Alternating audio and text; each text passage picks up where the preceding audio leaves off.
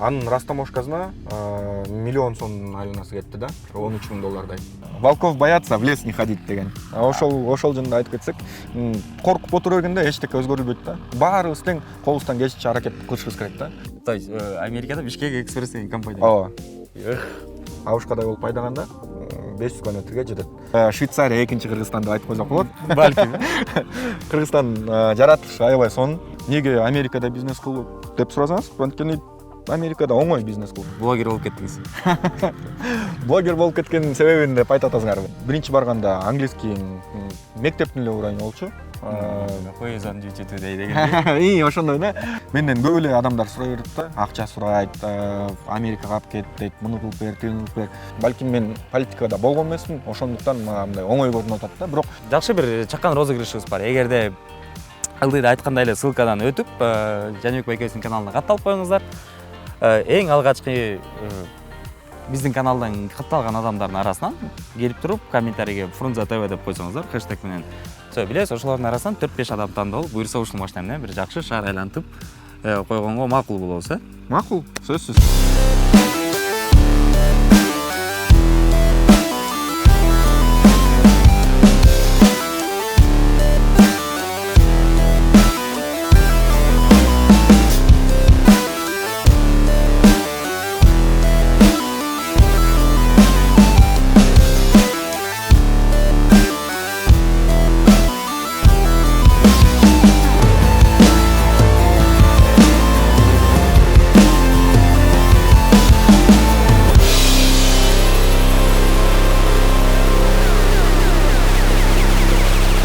Assalamu alaikum достор, Фрунзе ТВ каналы общение долбоору. Бүгүн бизде өзгөчө чыгарылыш, себеп дегенде бүгүн биздин коногубуз адаттагыдай жылдызча белгилүү адам эмес, өзгөчө сонун уна, анан өзгөчө сонун кызыктуу инсан болмокчу. Эмне десеңиздер, мындан бир нече күндөр бою Бишкек шаарында бир өзгөчө унаны байкап жүрдүк. Tesla үлгүсүндөгү. Эмнеси менен өзгөчө десеңиздер, бизде Кыргызстанда жалгыз экен, жакында эле келиптир. Бул машина жөнүндө сиздерге бир сонун обзор тартып берүүнү туура көрдүк. Ошондуктан экранга жакыныраак жайгашыңыздар жана кызыктуу маек менен биргеликте сонун бир обзорду көргөнгө даяр болуңуздар. Общение баштадык.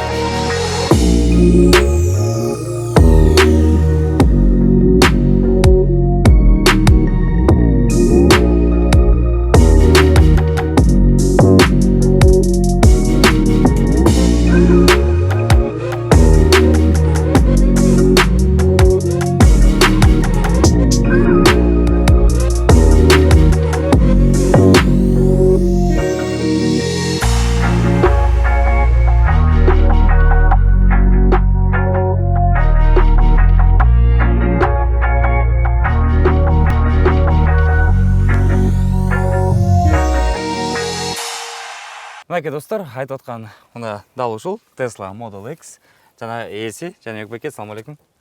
Чоң рахмат. Атайын убакыт бөлүп, ушу шаардын четине чыгып, жакшы бир кооз обзор тартып алганга мүмкүнчүлүк түзүп берген үчүн. Анан акырында машина жөнүндө айтып берсеңиз, себеп дегенде бул мага биринчи очередь кызык болду, анан балким биздин көрүүчүлөргө да аябай кызык болот. Себеп дегенде мындай машина бизде жок болуш керек. Ооба, туура айтасыз. Бул деген Tesla Model X P90D деп толук аты айтылат. Бул жөнүндө айтып кетсек, ооба Кыргызстанга биринчи жолу келип атат мындай машина.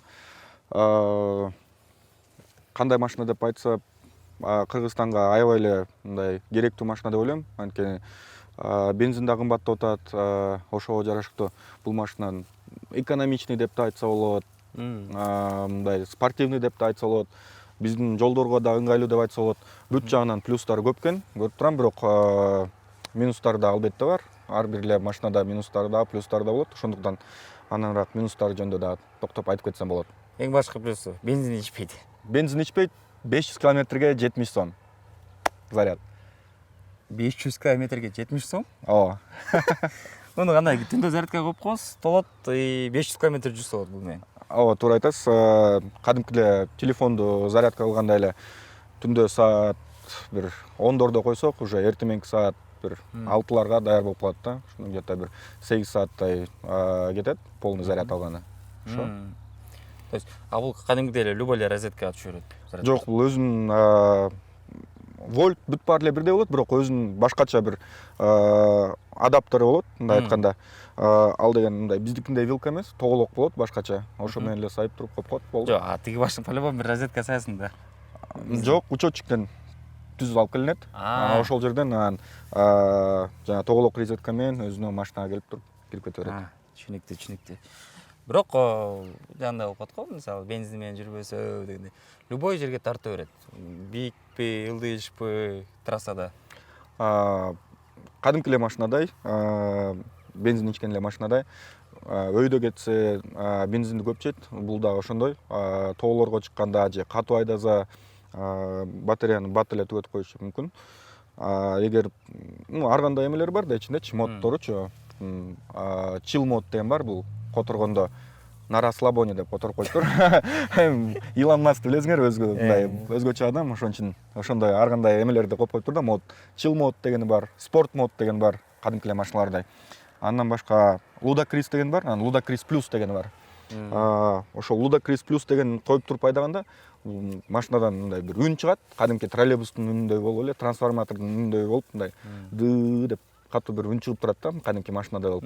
Анан ошого жараша Ludacris Plus'ка койгондо зарядты көбүрөөк жейт.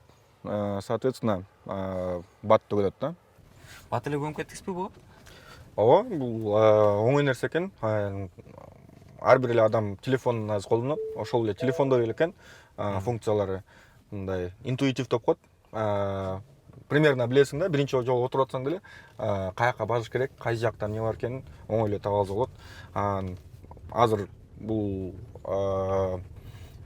эң рынокто эң жакшы нерсе болгондуктан көп эле машиналар коюп атат муну. Mercedes деле, Toyota деле мындай Tesla монитор деп коюшат. Ушинтип чоң монитор кылып койгон уже стандарт болуп калды го деп ойлойм даже.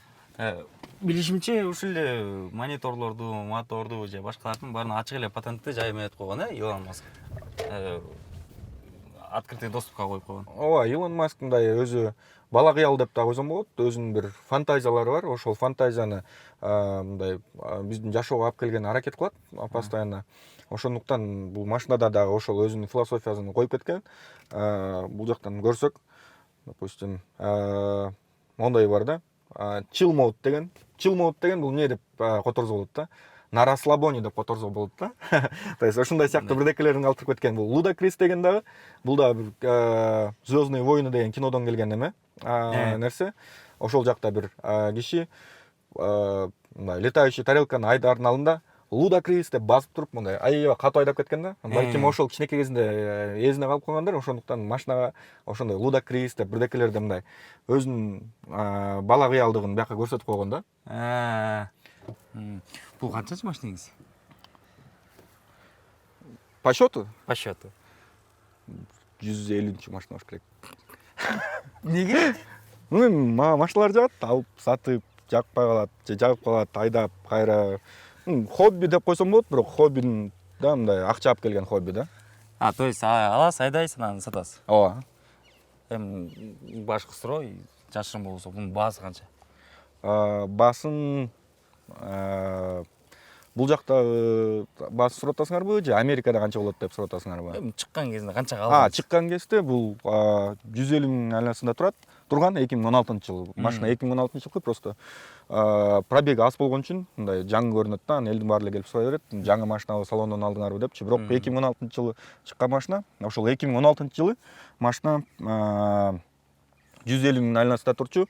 Ушундай эле кузовдо бар Model X, бирок P дегени жок да, бул P дегени performance дегенди түшүндүрөт. Кадимки эле Mercedes'те AMG бар, BMW'да MK бар, ошондой эле Tesla'дагы бөлүнөт да ичинен эле. Ушундай эле кузовдор бар. Аны болсо 100дөн ылдый турат да, 80-85 турган жаңы 2016 чыкканда. Бирок ошол эле маалда бул performance болгон үчүн бул машинанын баасы 2016-жылы 150 миң болчу. То есть iPhone 12 анан Pro дегендей эле экен. Ошондой навороченный сыяктуу. 3 секундтун айланасында 100гө чейин жетет да. Ошондуктан Кыргызстанда бүгүнкү күндө эң бат кеткен мындай сток машина деп койсок болот да. Албетте ар кандай чипованный машиналар бар, алар менен салыштырбаганда, мындай заводдон чыккан машиналардын ичинен салыштырганда, ушул машина Кыргызстанда эң бат кеткен машиналардан болуп саналат. 100 миң, 150 миң доллар турса, кызыктуу эле суроо, не жумуш кыласыз өзүңүз? Мен бизнесмен элек болом. Америкада бизнесим бар. Логистика боюнча. Бишкек Экспресс деген компания. Чикагода эң биринчи трак компания болуп ачылган, ошол биз болчубуз, Бишкек Экспресс. То есть Америкада Бишкек Экспресс деген компания. Ооба. Мындай патриотизм кармап кетет го сразу, Бишкек Экспресс деп. Полный жумушуңуз Америкадабы?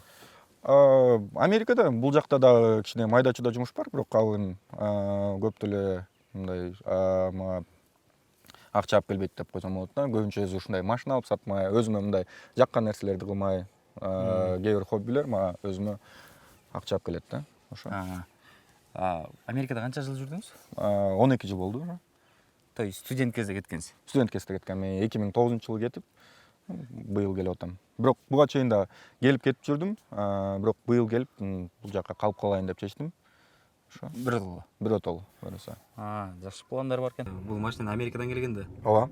Анан растаможкасын эчтеке төлөгөн жокмун дейт. Себебин өзүңүз айтып койсоңуз.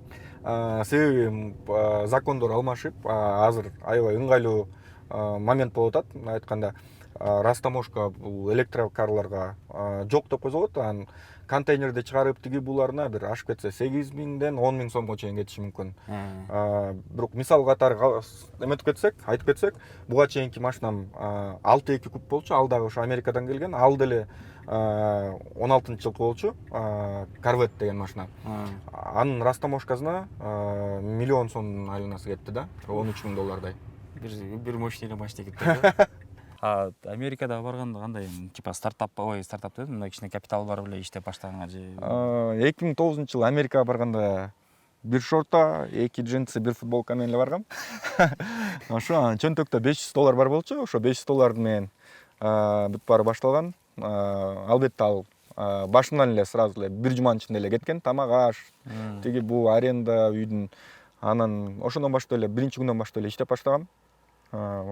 Ошонтип эле башталып кеткен. Анан кийин бизнеске шык болгондуктан, өзүм да бизнесте окуган үчүн ошол жака берилип, көбүнчө бизнеске кирип кеттим да. Неге Америкада бизнес кылып деп сурасаңыз, анткени Америкада оңой бизнес кылган. Эч ким мындай тоскоолдук кылбайт, даже колдон келсе жардам берет. Өзгөчө мындай кичинекей компанияларга алар эч качан тийгенин аракет кылбайт да. Мындай кичинекей компанияны кандай жол менен болсо да өздөрү чоңойто алышсын. Анан чоңойгондон кийин налогду көп алабыз деген политикасы бар да алардачы. Ошондуктан мен башта отканда эч ким мага тоскоолдук кылган эмес, жардам гана берген. Жардам берген дегенде акча төлөп жанагындай консультанттарды алып, ошондойлор менен мындай эме болгонбуз, иштешкенбиз, ошо. То есть биздики эмес, мындай бизнес башталгандан анан тияктан пожарный келди, анан налоговый келди, анан жок, андай эчтеке жок. Андайдын даже мындай 1%-на көргөн жокпуз го деп ойлойм. Ашып кетсе 1 жылда бир инспекция келчи, анткени биздики компания логистикалык болгондуктан кандай десем, коопсуздук биринчи очередте да. Коопсуздук келип текшериш үчүн водительдер канча уктап атат, кандай айдалып атат, машинаңардын эмеси кандай, абалы кандай ушундай бир эмелер менен инспекциялар келет, бирок аларды оңойлуу өтөбүз, анткени биз тиги жакта закон менен жашаганга аракет кылабыз да баарыбыз.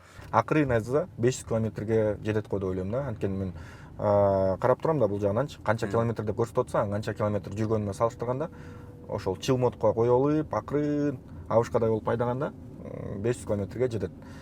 Бирок жанагындай лудокристи коюп туруп басканда аябай эле бат желет, батареясы жана минустарын сураганда ошол минустарын азыр айтып кетейин. Тесланын минусу эмнеде? Кайра эле жанагы Илон Масктын философиясы да, бул эски машиналардан эчтеке келбеш керек, мотору да болбош керек, коробкасы да болбош керек деп айтат. Ошондуктан бул машина коробка коюлган эмес. Ошондуктан чоң оборотто кетип атканда машина батареяны аябай эле бат жеп салат да. Ошол эң бир чоң минусу деп ойлойм да бул Тесланын. Эгер хотя бы жанагы Porsche Taycan'дыкындай кылып 2 ступенчатый коробка коюп койгондо, балким бул катуу айдаса дагы батареяны мындай катуу жемек эмес го деп ойлойм да. Эски машиналарда деле опыт чоң 100 жылдан бери куруп келаткан корпорациялар бар да. Алар мындай өзүнүн философиясын наоборот ошону сактап калганга аракет кылат да, жакшы нерселерди эски машиналардан сактап калганы. Вот коробка, допустим, ошол нерсе деп ойлойм да. Коробка сөзсүз болуш керек. Теслага да эгер менден сураса, эмне жетишпейт бул машина десе, коробка жетишпейт деп айтмакмын да. Биздин көрүүчүлөр бир аз түшүнбөй калбас үчүн логистика дегенмен трактор бул кадимки грузовой. Бизде мисалы азыр кыргыздарда аябай мода болуп атат. Көпчүлүк кыргыздар ошол тармакта иштейт экен. Себеп сиз барсыз, ошондогу бир эки адамдар бар, ушинтип атып, ушу трак бизнес өнүгүп кетти Америкада кыргыздар үчүн. Туура айтасыз. Трак бизнес эмне үчүн жакшы? Анткени кыргызбы же казак, монгол көп эле улуттар бар аякта. Молдаван, украинец, орус бүт баары эле келгенде, СНГдан көбүнчө учур келгенде жакшы жумуш таба албай, жакшы жумуш дегенде эмне? Акчасы көп жумушту айтып атам да. Жакшы жумуш таба албай тракка кирип кетишет да. Анткени трактын мындай эмелери, айлыктары бир где-то жакшы университетти бүтүп, анан кийин бир 5 жыл иштегенден кийин ошондой бир айлыкка жете турган мындай уровеньде турат да, трак айдаган айлык. То есть айына канчага чейин көтөрсө болот. Мен цифра жактан тактап турушум керек. Так, мындай айтып кетсек болот. Алдагында 3кө бөлүнөт. Эң аз тапканы бул жөн эле водитель болуп иштегендер. Алар эчтекеге мындай өзүнүн чөнтөгүнөн чыгарбайт. Алар $6000 баштап алышат да, 6000, 8000 ушундай уровеньде да, бир айда. Айына. Owner operator деп коет, кыргызча айтканда жеке менчик машинасы менен айдаган водительдер өзүнүн трагы менен келишет биздин компанияга. Отурат, биз алардан 10% алабыз, 90% полный алып берип, алардын чөнтөгүнө салып беребиз да. 10% биз диспетчерские услуги деп коет, то есть груз таап беребиз, жүктөрүн таап беребиз.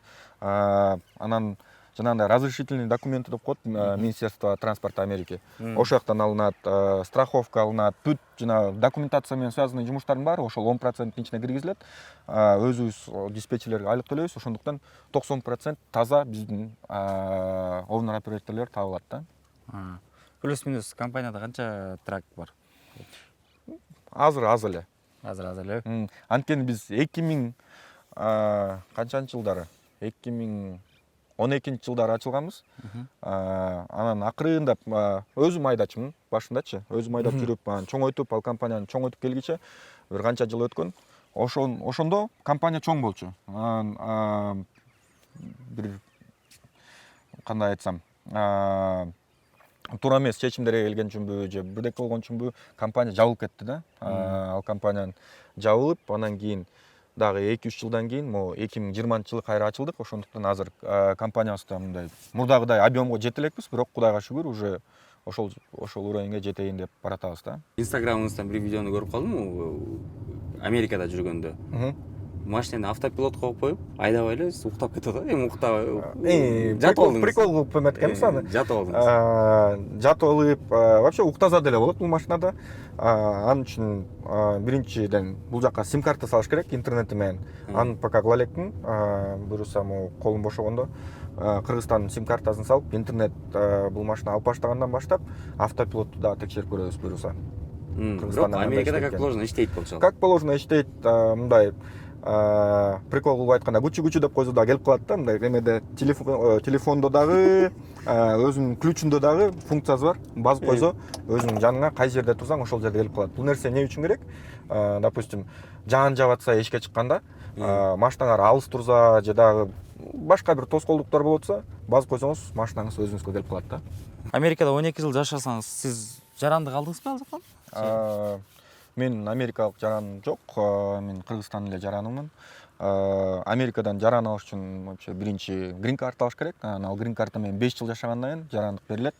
Бирок мен 5 жылым мурда эле келген. Мен өзүм америкалык жарандыкка берген эмесмин, ошондуктан Кыргызстан эле жаранымын дагы деле. Көрөлгөндөн баштап. Бирок мүмкүнчүлүк болгон. Мүмкүнчүлүк дагы деле бар. Любой момент мындай подавать этсем, документтер каралып, 2 айда паспорт берилет. То есть Америкада бизнес бар, Америкада канча жыл жашагансыз, сизге оңой эле берип коюш керек. Анызын даже учитывать этпегенде, мындай эле грин картаны 5 жыл өттү, болду. Американский паспорт алгым келип атат десе, сразу эле берилет. Проблема жок калганынан. Бирок өзүм мындай каалоом жок да, Кыргызстандын жараны болуп, ушул жакта төрөлгөндөн кийин ушул жакта калгым келет. Сиз ал жака тил билип кеттиңизби, үйрөнүп дегенде же?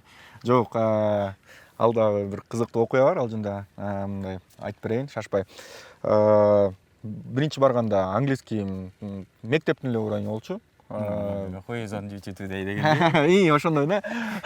Анан кийин ал жака барып где-то бир канча 5-6 айда эле үйрөнүп кеттим. Неге? Анткени ар кандай курстар бар болчу колледжде. Ошол мен жашап аткан жерде биринчи барган жерим Алабама болчу. Ошо Алабамада жакшы курстар бар болчу колледжде. ESL деген English Second Language деп коет. Бул мындай английский второй язык деген которзо болот да. Сиз ал жака окуганда бардыңызбы же иштеп окуп кандай окуп? Студент болуп баргандыктан мен окууну ал жактан дагы окуп көрөйүн дедим. Мага ошондо деле азыр деле кызык болчу. Ошондуктан мен 3 жолу окудум.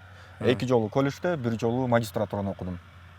Эмне кесип боюнча? International business, международный бизнес, мындай айтканда.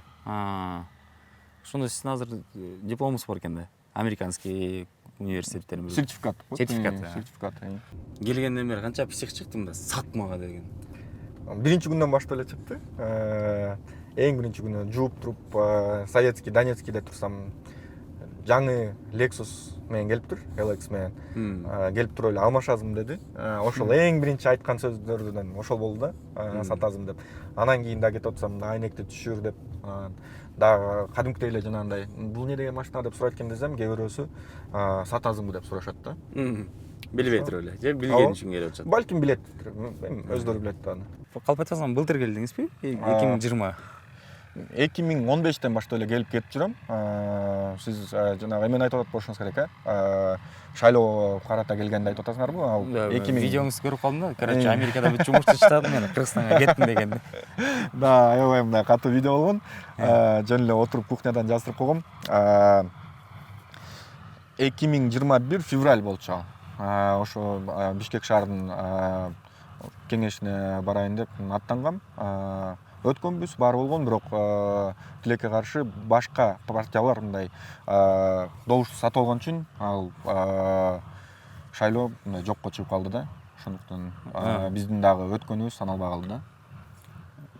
Неге саясат дейм да? Имеется в виду жумуш Америкада башору жок. Көп эле сурашат, эмне үчүн саясатка баргың келет, сен жашооң жыргал депчи. Именно ошо жашоо жыргал болгон үчүн баргым келип атат да, мындай айтканда. Неге? Анткени менден көп эле адамдар сурай берет да, акча сурайт, Америкага алып кет дейт, муну кылып бер, тигини кылып бер. Суранычтар аябай көп болот. Инстаграмда дагы, WhatsAppка дагы кантип бир табылып жазышат. Мындай ойлоп көргөндө баарына жардам бере албайм да. Мен деген бир миллиардер эмесмин же ошончолук акча болсо деле баарыбыз Кыргызстандын баары ушундай сонун жерди таштап кетип туруп Америкага көчүп кетпейбиз же башка бир мындай өнүккөн мамлекетке көчүп кете албайбыз да. Ошондуктан Кыргызстандан мындай жакшы элдер жашай турган мындай өзүнүн мамлекетиме сыймыктана турган мамлекет кылгым келет. Ошондуктан политикага барайын деп чечтим. Политикадан ал нерселер оңой эле чечилүүчүдөй болуп көрүнүп атат. Балким мен политикада болгон эмесмин, ошондуктан мага мындай оңой көрүнүп атат да. Бирок мындай алып көрсө, чакан эле мамлекет оңой эле мындай чоң корпорацияны башкаргандай эле башкарып, бүт баарын ордуна коюп мындай ишти аткарып келсе, Кыргызстанды буюрса көтөрсө болот дейм да. Ошондуктан мен политикага барайын деп чечтим да. Бирок азыр билишимче силер барган биздин эл партиясы катышып атат, бирок силер жок. Ооба, мен жокмун. Көп эле адамдар жок ошол составтан. Ашып кетсе бир 4-5 бала кетишти ошол партия менен. Калгандарыбыз мындай ал партия менен баргандан баш тарттык да. Себеп? Себеп ар кимдики ар кандай себеп. Өзүмдүкүн айтсам, кичине мындай эме болуп калды да. Команда да чачырап кетти биринчиден. Экинчиден, аякта башка кишилер келгендиктен, балким мен өзүм политикамды жүргүзө албай каламбы, бирдеке кылып жардам берейин десем, ал жардам кыла албай каламбы, анан жөлүнө жаманат болуп, могу депутат болгон эчтеке кылган жок деп, сөздөн алыс болоюн деп барбай койдум да. Аты болуп албайын деп, Түшүнүктүү. Бул шайлоого катышпасаңар эмне мындай политический амбиция калдыбы? Катышам, кийин Политический амбиция калды. Эч качан кетпейт го дейм бул политический амбиция. Анткени ошо айтып кеткендей эле, бир эле ошо политикага барып жардам берем деген өзүмдүн көз карашым бар. Ошондон кайтпайм го. Дагы буюрса бир аракеттерди кылып көрөбүз. Эгер болуп кетсе, барып иштейбиз. Өз салымыбызды кошобуз мамлекеттин өнүгүүсүнө. Ошо амортизатор жөнүндө айтып кетсем, бул машинада эч кандай расход жок да. Май алмаштырбайсың, бирдеке эчтекесин кылбайсың. Ашып кетсе 3 жылда бир ошо амортизаторлор алмашып турат. Амортизатор да өтө деле кымбат эмес, тетиңдей Mercedes-тердикиндей эмес. Мындай эле Toyota'нын баалары деп айтсам болот да. Ошондуктан бул машинанын мындай расход жагынан аябай эле жакшы да. То есть сиз азыр мындай орто эсеп менен алганда бензин где-то 52-53 сом болуп атканда күнүнө 1000 сомдон тегерегинде экономить этип аласыз күндө. Күндө бул машина менен жүргөндө. Ошондо где-то бир 5 жыл айдасаңыз тоже жаппай калат экен, бирок баасын. Баасын жаппаса дагы постоянно аз расход кылганда мындай адамга өзүнө эле жакшы го деп ойлойм да. Бензин деп кыжалат болуп отурбайсың, нерв болбойсуң. Заправкалардын баазын карабай каласың. Бирок свет кымбаттаса жаман болот экен. Волков боятся, в лес не ходить деген. Ошол жөнүндө айтып кетсек, коркуп отура бергенде эчтеке өзгөрүлбөйт да. Баарыбыз тең колубуздан келишинче аракет кылышыбыз керек да. Өзгөчө суроо. Блогер болуп кеттиңиз. Блогер болуп кеткендин себебин деп айтып атасыңарбы? Айтып коюң көрүүчүлөргө, биздин Жаныбек байке өзүнүн каналын ачты. Социалдык эксперименттерди жүргүзүп, мындай элдин аң сезимине жакшы бир пайда алып келе турган бир ойду кичине жеткирейин деген ойдо азыр роликтерди жакшы тартып баштаптыр. Пландарын уктук, видеолордун анча мынчасын көрдүк. Аябай сонун, мыкты десек болот. Ошон үчүн ылдыйда ссылка турат. Ошол ссылка аркылуу өтсөңүздөр, каналын таап аласыздар, катталып коюңуздар. Анан сөзсүз түрдө видеолорду көрүп туруп, бир-аз мындай ой жүгүртүп койсоңуздар, жакшы биздин бир кеңешибиз болсун, Сизге болсо эмне түрткү болуп кетти деп суроо берейин. Эмне түрткү болуп кетти? Мындай депсек болот да. Self branding деп коет да. Self branding бул мындай өзүнү таанытуу деп которсо болот да. Tesla деп айтса, допустим, Tesla экенин көрүп туруп эле, бул деген электрический, бул деген экономный, бул деген безопасный деп элдер билет. Toyota десе билет, Mercedes десе билет, или там башка бир брендтер, любой эле брендти айтса, ошол сразу эле элдин мындай ою, ар бир кишинин өзүнүн ою бар да ошол брендке тиешелүү. Адамга да ошондой бренд кылса болот да, self branding деп коет. Мен да ошол self branding кылып иштейин деп аракет кылып атам азыр. Ошондуктан блогерге бардым. Блогер болгондо көп мындай Кыргызстанды полный обхат кылбасам дагы, Кыргызстандын көбүнө чейин өзүмдүн ойлорумду жеткирип, мен кандай адам экенин көрсөткүм келет. Анткени менин жакын досторум, жанымда жүргөн баары эле билет.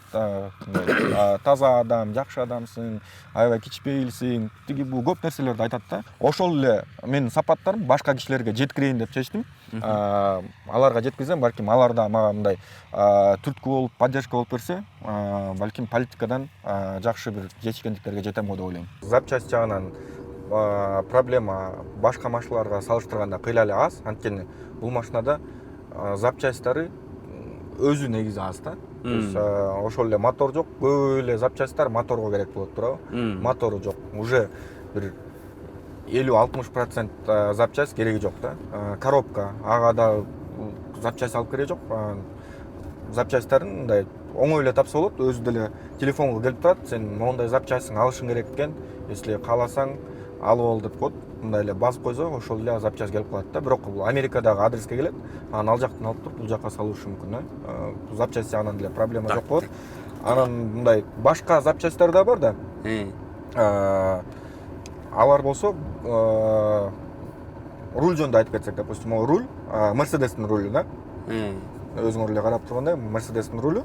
Бирок компания жаңы болгондуктан, ал жаңы бир өзүнүн бир формаларын создавать эткендин ордуна жөн эле мындай жакшы бир компаниялардын запчастьтарын сатып алган да. Ошондой эле руль, рычаг, анан дагы башка бирдекелерин мындай таптым да. Мерседестики көп нерселер келет экен. Могу дворник же дагы башка бирдекелер именно Мерседестики туура келет экен да бул машинага. Так, мен могу бир жерин түшүнбөй калдым десеңиз. Телефонго келип турат дейсизби? Телефонго мындай эле сообщение катары келип турат. Өзүнүн приложениеси бар. Ошо приложениени ачканда ичинде сага мондай запчасть керек экен, заказ кыласыңбы же кылбайсыңбы деп суроо келет. Ооба же жок деп эле отвечать этип койсоңор. Ооба десеңер картаңардан снимать этип үйгө жиберип коет адреске. То есть бул компьютерный диагностиканы өзү эле кылып коет. Өзү эле кылып турат. Постоянный бул деген мындай айтканда компьютер на колесах да. Ошондуктан эч кандай бир СТОлорго барып же бирдеке кылып ошондой машакаты менен жүргөнгө кажети жок да. То есть бул машинени жүрсөң жана бир аттарды азыраак көрөт экенсиң, там 2 күнгө чыдап кетти дегендерчи. Андай проблема жок экен да. Андай проблема азыраак го деп ойлойм. Мен болушу мүмкүн эмеспи бул жөн эле маркетинг ухат мындай жакшынакай эле иштеп аткан запчастьыңды эле алмаштыр дегенсиз. То есть на запчастьтар. Биз кыргыз болгондон кийин албетте ал жагын текшерип туруп анан заказ беребиз да. Америкадагылар ала береби? Балким ала беришеттир. Маанилүү суроо. Кыргызстандын эң башкы 3+ü өнүгүү жолунда. Эмнебиз менен айырмаланып кетсек болот, кандай болсо. Эми жана сыяктуу эле сөздөр, биз 2-чи Швейцариябыз, биз 3-чү тигиндейбиз же 5-чи мындайбыз деген сыяктуу сөздөрдөнчү. Аналогия жүргүзсөңүз, сен көрүп келдиңиз да көп жерде. И 3 минусу. Плюстарынан эмнени айтып кетсе болот? Плюстарынан географический расположениясы аябай жакшы. Бул Центральный Азияда турабыз. Мындай айтканда коридор болот. Эң чоң азыркы дүйнөдөгү экспортер Китай. Бул жак бетибизде Россия, андан ары Европа дагы да. Ошондуктан ошол биз келаткан товарларга жолдорду же кандай бир эмне жол менен алып келбесин, самолет менен алып келеби, машиналар менен алып келеби, ошолорго тоскоолдук кылбай, таможенный бир эмелерди жакшы иштеп чыгып, анын баары мындай ачыкка чыгып, элдердин баары көргөндөй болупчу. Канча товар кирип атат, канча товар биздин мамлекеттен транзит болуп өтүп атат, ар бир товардан канча сомдон биздин мамлекетке түшүп атат, ошонун баарын караса, ошол эң чоң мындай бир плюс болот го деп ойлойм да. Экинчиден, сиз айтып кеткенди айтпа дедиңер, бирок ал айтыш керек да, туризм. Биз экинчи Швейцариябыз, балким даже Швейцария экинчи Кыргызстан деп айтып койсок болот. Балким.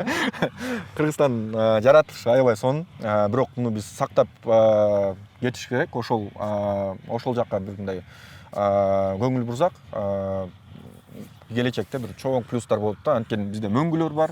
Ошол эле мөңгүлөрдөн суулар келет. Бир где-то 20-30 жыл деп коеюн, 20-30 жылдан кийин суу деген эң чоң ресурс болот да. Азыркы күндө нефть кандай бир чоң бир ресурс болотса мамлекет үчүн, ошондой эле 20-30 жылдан кийин суу аябай чоң ролду ойноп калат да. Бизде мөңгүлөр көп. Мөңгүлөр эч качан түгөнбөйт. Улам мындай эрип түшө берет суу болуп, анын үстүнө кайра эле мөңгү болуп чогула берет. Ошондуктан бул түгөнбөстүк байлык деп койсок болот да. Байлык, Искусственный интеллект деп айтылат.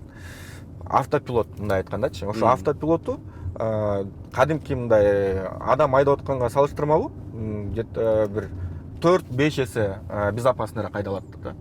То есть эң мындай кыйын шопурлар менен салыштырганда дагы автопилот кыйла эле жакшы айдайт да машинаны. Мынакей достор, кызыктуу маек болду окшойт сиздер үчүн. Көрдүңүздөр, жакшы бир инсан менен таанышып алыңыздар. Жаныбек байке, сизге чоң рахмат. Рахмат. Жакшы бир маек куруп бергениңиздер үчүн. Себеп дегенде биз ар дайым ойлоп келебиз каналыбызга акырындан ушундай бир кызыктуу маек түзүп бере турган адамдар чакырып баштайбыз деп. Сиз алгачкылардан болуп бердиңиз окшойт, шоу бизнестен сырткары деп коелу. Анан зонун машина экен, буюрса көчөдөн көрүп калган болсоңуздар сөзсүз түрдө кол көтөрүп коюңуздар, Жаныбек байке кандай деп. Анан жакшы бир чакан розыгрышыбыз бар. Эгерде ылдыйда айткандай эле ссылкадан өтүп, Жаныбек байкебиздин каналына катталып коюңуздар.